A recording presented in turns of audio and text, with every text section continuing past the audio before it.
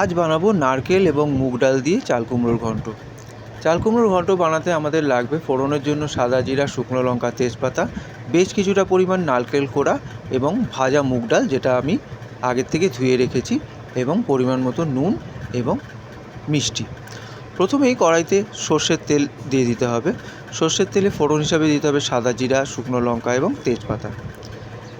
ফোড়ন দেওয়ার পর যখন ওটাকে একটু ভাজা ভাজা হয়ে যাবে এবং ফোড়নের থেকে একটা সুন্দর গন্ধ বেরোবে, তার মধ্যে আমরা দিয়ে দেবো আগের থেকে কেটে রাখা, কুচি কুচি করে কেটে রাখা যে চাল কুমড়োটা।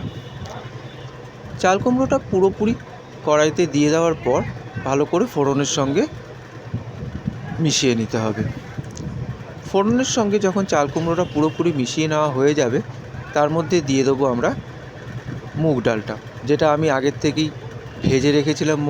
মুগ ডাল ভেজে তারপরে সেটাকে ধুয়ে জল ঝরিয়ে রেখে দিয়েছিলাম। মুগ ডালটা ভালো করে পুরো চাল কুমড়োর সঙ্গে মিশিয়ে নিতে হবে।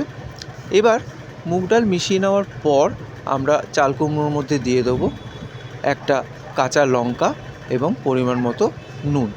আমরা লঙ্কাটা চাল কুমড়োতে বেশি ইউজ করব না, কেননা চাল কুমড়ো ঝাল মোটেও ভালো লাগে না, এটা একটু মিষ্টি মিষ্টি খেতেই ভালো লাগে।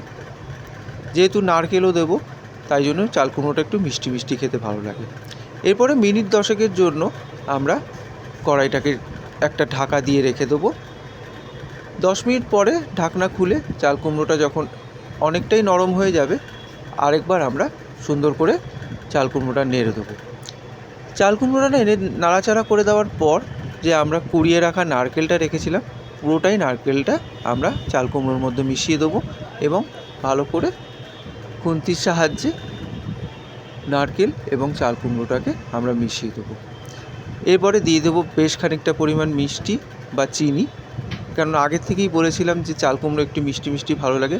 আর অবশ্যই এটা খেয়াল রাখতে হবে, চাল কুমড়োর একদম সেদ্ধ হয়ে যাওয়ার পরই কিন্তু আমরা মিষ্টি আর নারকেলটা দেবো, আর নয় কিন্তু চাল কুমড়ো সেদ্ধ হবে না। এবার আমাদের কিন্তু এই রান্নাটায় এক ফোঁটাও জলের ইউজ হয়নি, কেননা চাল কুমড়ো থেকে যতটা জল বেরিয়েছে তাতেই আমাদের মুগ ডালটা কিন্তু সেদ্ধ হয়ে গেছে। এবারে দেখো কত সুন্দর একটা দেখতে হয়েছে আমাদের চাল কুমড়োটা। মুগ ডালগুলোও দেখা যাচ্ছে, আবার নারকেলটাও দেখা যাচ্ছে। তবে আর দেরি কিসের, আজকেই বানিয়ে ফেলুন।